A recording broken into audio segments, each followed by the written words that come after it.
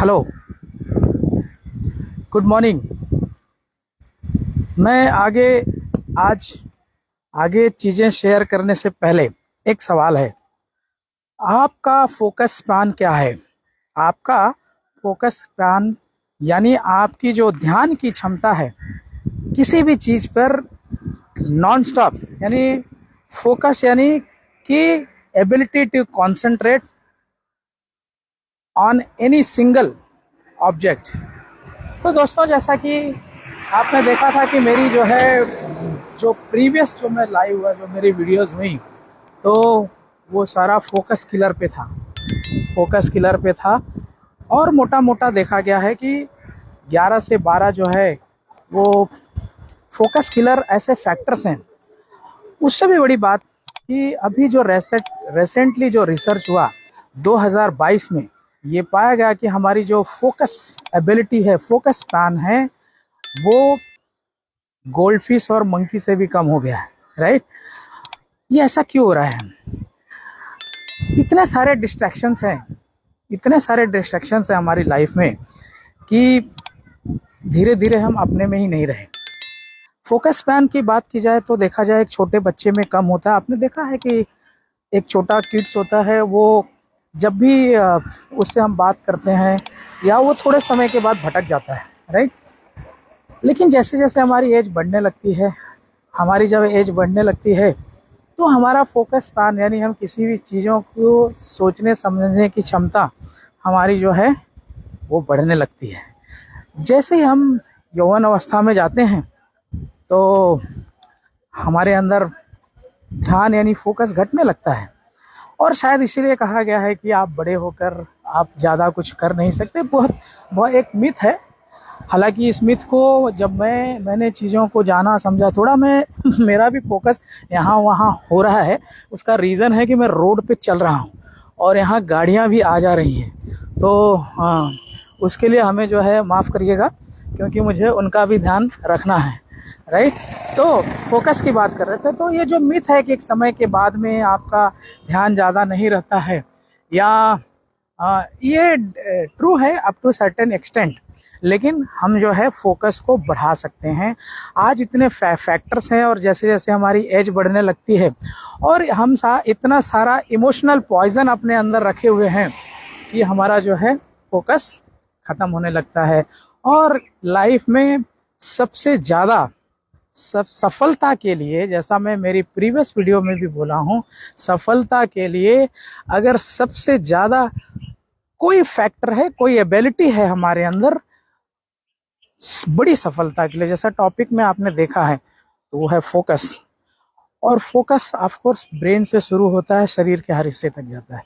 तो previous video में जैसा आपने देखा कि इतने सारे फैक्टर्स हो गए। आज की जो वीडियो है ये बहुत ही इम्पोर्टेंट होने जा रही है, क्योंकि इतने सरल उपाय करके हम अपनी फोकस एबिलिटी को बढ़ा सकते हैं। ये पर्सनालिटी का एक बहुत बड़ा हिस्सा होता है। तो फोकस को जो है बढ़ाने के लिए हमें जरूरी क्या है? पहली बात तो एक रिसर्च सत्य को जाने। ऐसा आपने सुना होगा, बहुत कॉमन हो गया कि एक दिन में हमारे अंदर 60 से 70 हजार के लगभग विचार आते हैं, और वो जो 60-70 हजार विचार आते हैं उसमें 10% ही हमारे प्रेजेंट के होते हैं। 90% जो है हम जो है भूतकाल को लेकर और भविष्य काल को लेकर परेशान रहते हैं। तो सबसे इम्पोर्टेंट चीज़ अब ध्यान में रखिएगा, एक पेपर और अगर पेन ले लेंगे तो बहुत अच्छा है। तो पहली बात, आप जो है ऐसी जो भी चीज़ें हैं जो आपको विचलित करती हैं, जो आपके दिमाग में आपको परेशान किए हुए हैं, जो भी चीज़ हो सकता है, वो डर हो सकता है, वो किसी प्रकार की चिंता हो सकती है, भविष्य की यानी पास्ट की जो भी चीज़ें हैं, उनको एक पेपर पर लिख डालिए। लिखते जाइए पॉइंट वाइज उसे लिखें, और तब तक लिखें जब तक कि आपके पास फिर ऐसा कोई विचार न रह जाए।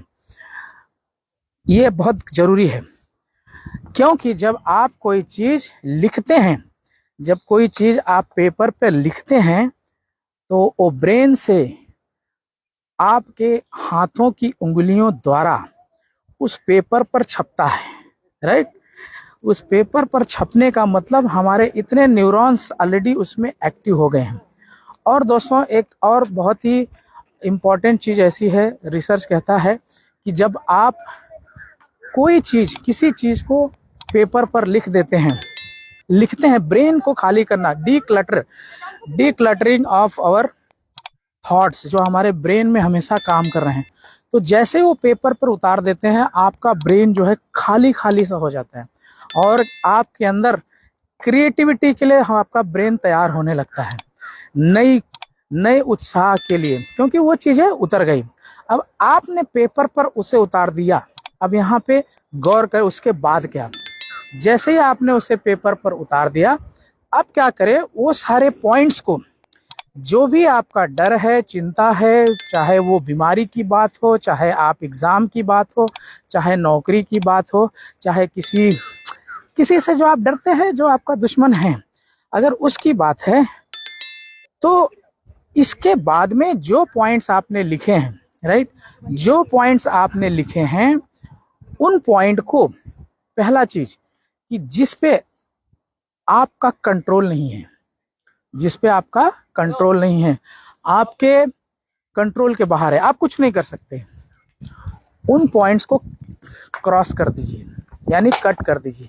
एग्जाम्पल के रूप में मान लीजिए आपको कहीं जाना है, ऐसी सिचुएशन है, बाढ़ आ गई है, बाढ़ में आप कुछ नहीं कर सकते, राइट, तो उसको आप कट कर दीजिए। ट्रैफिक है या आपकी एग्जाम है, एग्जाम जो है बहुत जल्दी हो रही है, आप अनएक्सपेक्टेड जगह से, भाई एग्जाम तो होनी है, आप उसको कुछ नहीं कर सकते, कट कर दीजिए। कोई आपका पास्ट में चले गया जिसको आप लेकर बहुत दुखी हैं, भाई उसे ला तो नहीं सकते, तो ये जो है इन चीजों को आप कट कर दीजिए। दूसरा पॉइंट, अब इसी में बाकी पॉइंट है जिसमें आपको लगता है कि आपका उनमें कंट्रोल है, आपका उनमें कंट्रोल है, राइट, उनको, वो सारे पॉइंट्स को आप जो है टिक, यानी टिक कर दीजिए, राइट कर दीजिए, उनमें यानी आप कुछ कर सकते हैं।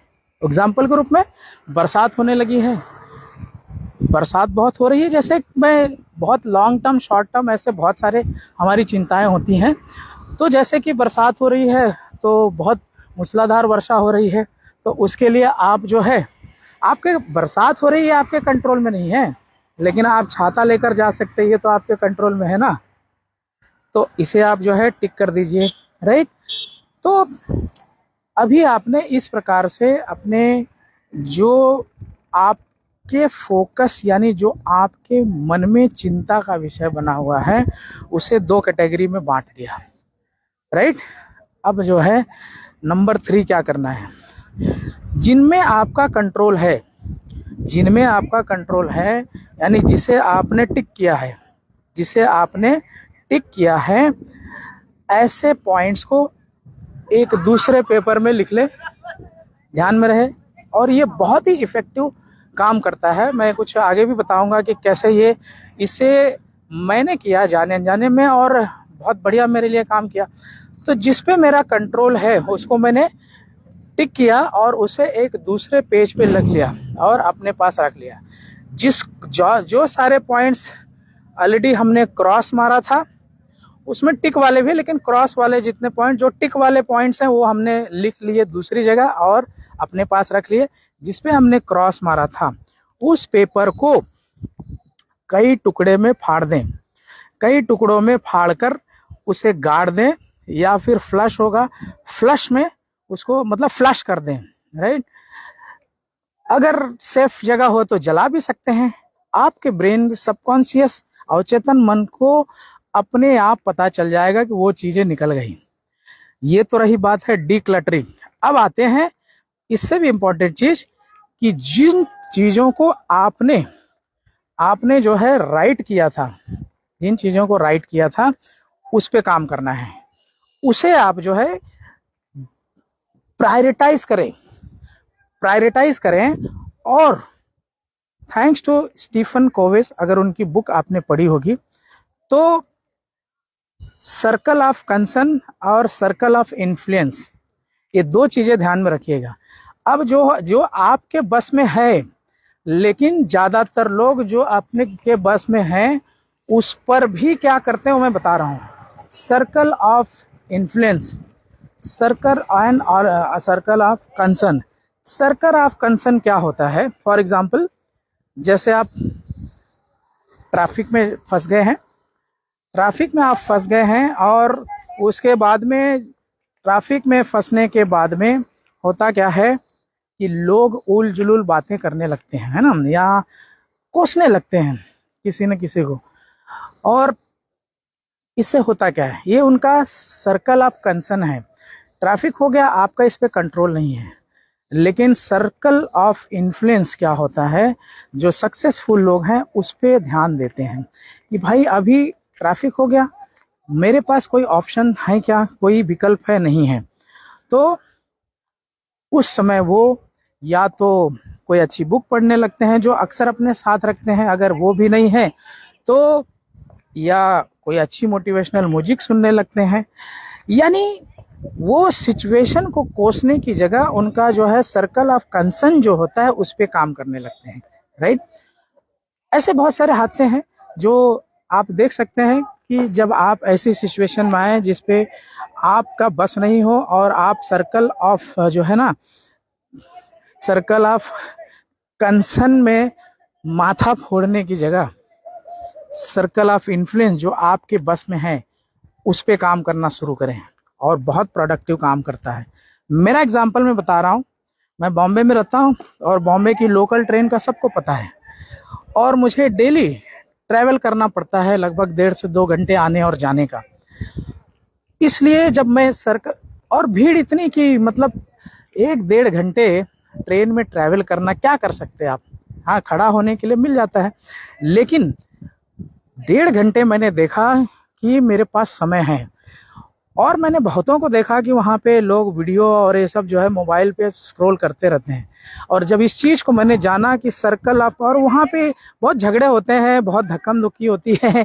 जो लोग बॉम्बे में हैं या जो आप कभी बॉम्बे में नहीं आए तो एक बार यहाँ पीक आवर में लोकल ट्रेन की में सफ़र करके देखना।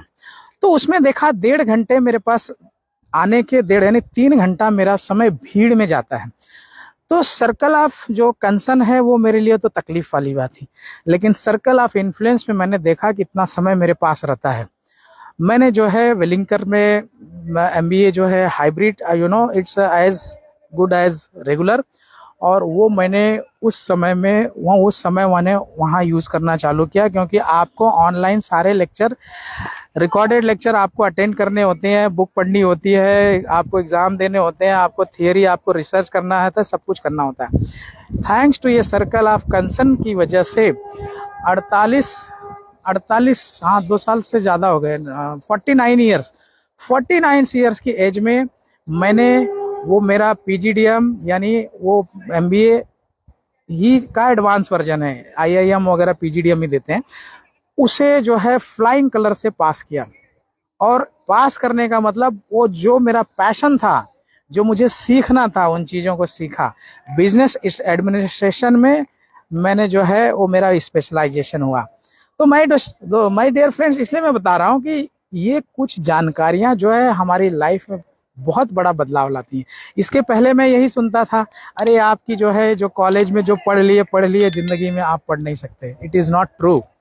और ये इसलिए मैं शेयर कर रहा हूँ कि दोस्तों, फोकस इतना हमारा घटते जा रहा है, लाइफ में फोकस की बहुत ज़रूरत है।